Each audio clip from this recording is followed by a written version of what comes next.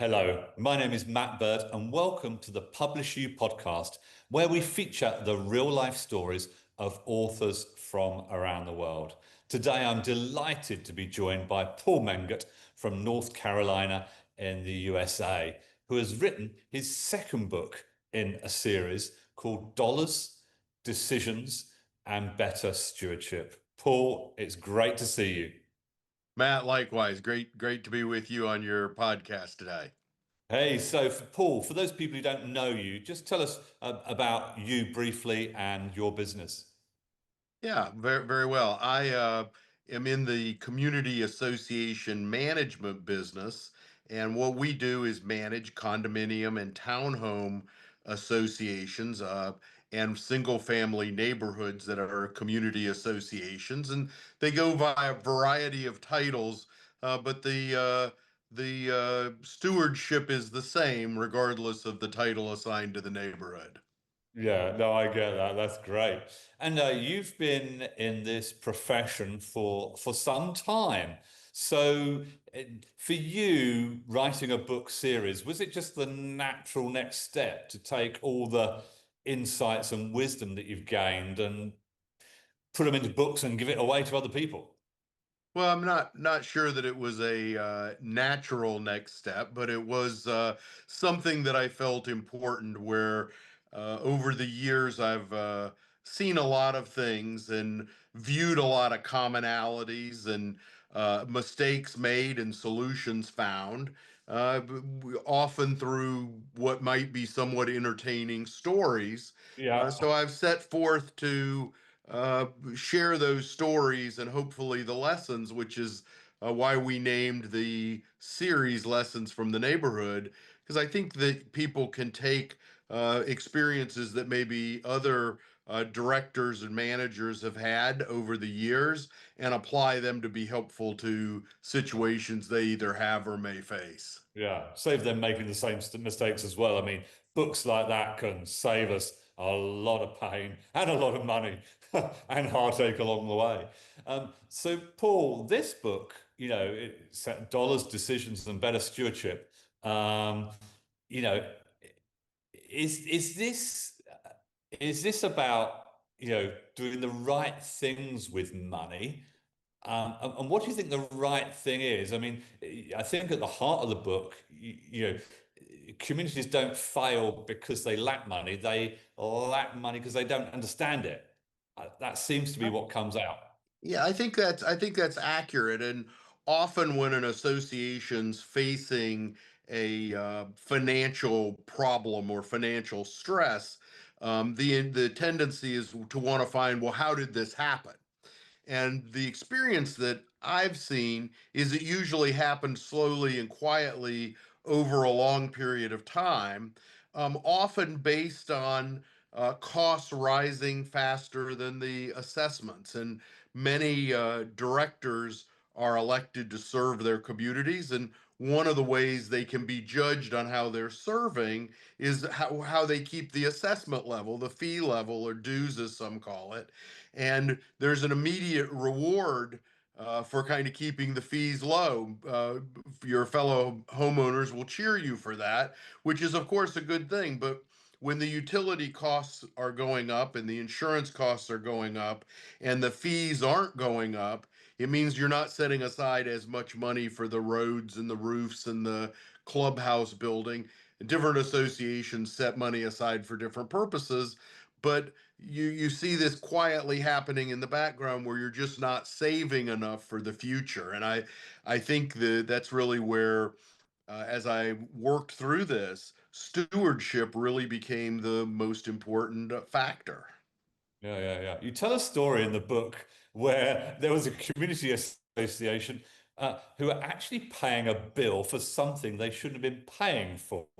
Tell us about this story, because for me it sounds hilarious. I'm sure it was not hilarious for them when they discovered it, but this makes your point very well, doesn't it? Right. And it's examples of the lessons from the neighborhood that I'll never forget. An association that we had just started working with, and we were working through the budget. And one of the things you often hear from directors and managers is, oh, we can't do anything about the utilities. the cost is going up 2% or 3%, whatever that cost may be. So just add on 2 or 3% to whatever we paid last year. Well, that's a great philosophy, assuming what you paid last year was correct. And in this particular case, where we kind of walk you through it, a developer had never transferred over the traffic light to the city, and the association had just kept paying it for many years. So eventually we were able to unsort it, but I think it really does resonate as a lesson to, you can't just add on a little bit to last year's budget. You really have to go back to the basics and really work through those to make sure you've got it right in the first place. So they were paying the traffic light bill for the city. Yeah, that's quite funny, quite funny for me anyway. And there's another story about $68,000 email. Yeah, and Matt, this is well, that may be the first one may be funny. This is really sad, frankly. And Yeah, I've seen it happen not only in our industry, but in other industries where they're fraudsters, modern day bank robbers, if you will, that get very clever.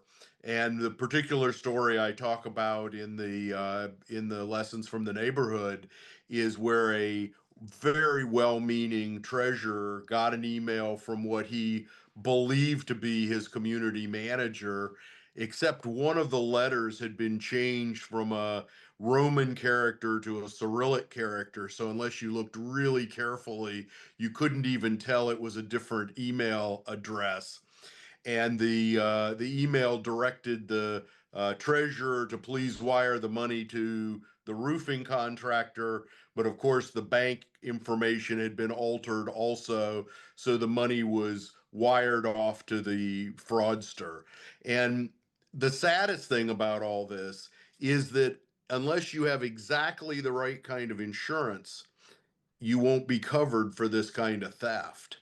And we really hope that our readers and maybe those listening to the podcast today call up your insurance agent right now and check and see if you wire the money based on a fraudulent email, are you going to be covered?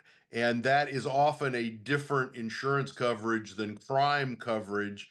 Crime coverage is just different. I won't go into explaining it, but talk to your insurance agent because you've got to get this right. Very sadly, that association situation ended in them having to go to the members and collect more money because it just was not recoverable in that case. And it's what these thieves will do, Matt, is they'll hack into somebody's email. In this case, probably the treasurer's, because oftentimes on home computers the security's not as good as on corporate computers. sure. And once they'd hacked into that person's email, they knew that he was expecting an email to authorize the roofing. So they Yeah. watched these and they learned and they had all the details, and it looked so real until you knew what had happened.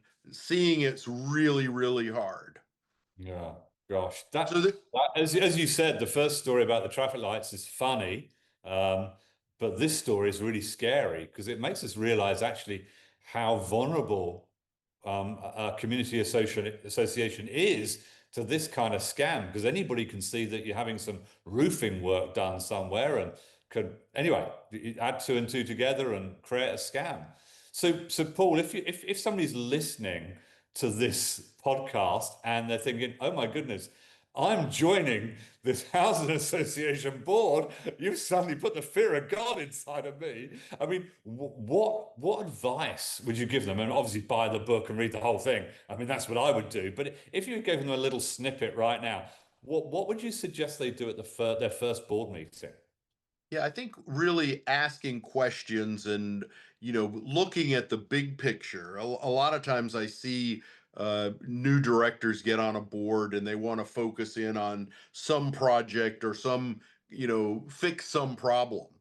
But frankly, addressing the quiet things that are happening in the background, like the insurance, is really important.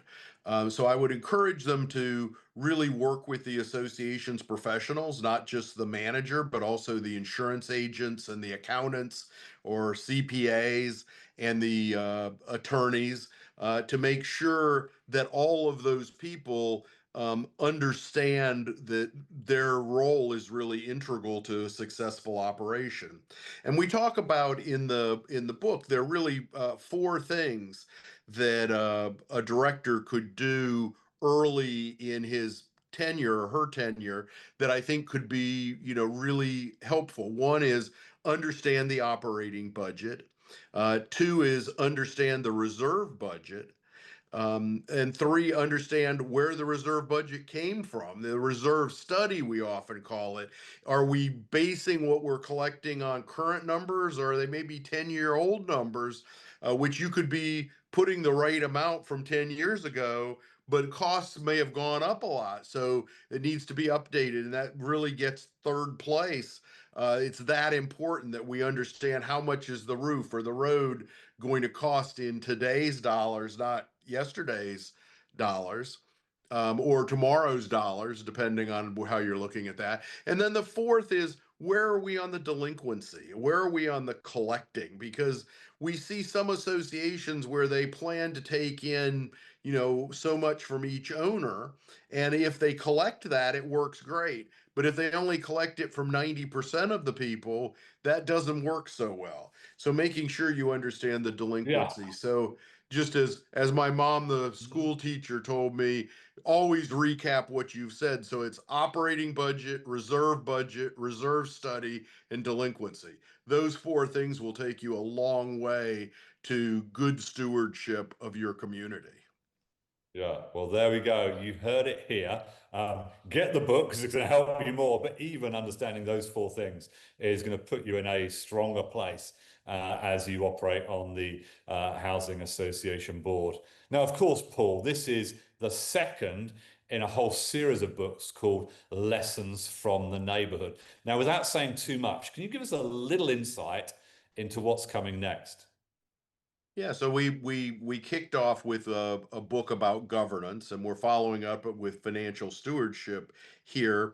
Next, we move to maintenance and understanding the maintenance responsibilities in associations, and then the next one will be based on decision making and making better decisions in terms of how you operate.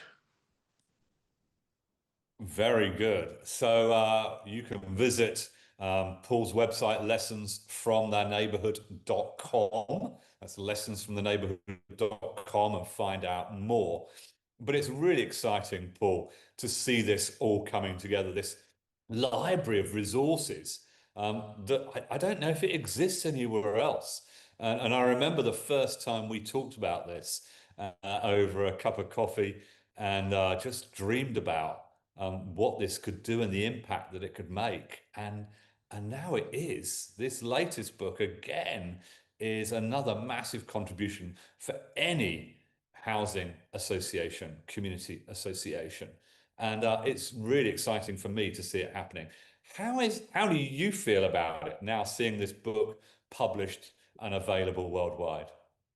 Well, Matt, you need to thank you and your team for uh, all your assistance in making this a reality. And while other fine books exist, and the Community Association Institute, as you know, has a massive set of resources, but my goal wasn't to set out to do more than they have done, but to really look at it from the point of view of a manager who's been in the trenches for several decades, and say what are the lessons that would be helpful to a new manager or a new board member. What have we seen come before them, and how could that save them? So just like on the insurance, I guarantee you many associations I see do not have the right insurance to cover cyber crimes. And many can, not my rules, but management company software or insurance often will not cover the association. So It is an honor, and I thank again your team, but it really is an honor to be able to put this together and be able to offer it not just for our clients in North and South Carolina, but also to offer it to people across the United States and worldwide who maybe can benefit from some of these past experiences. Beautiful. Well, thank you, Paul. And thank you all for listening to the PublishU podcast featuring the genuinely real stories of authors from around the world. If you're interested in becoming an author or the author of a book series like Paul, please do visit our website, www.publishu.com, publishu.com. And if you enjoyed this broadcast, make sure you subscribe for more. Thank you all for listening, and goodbye for now.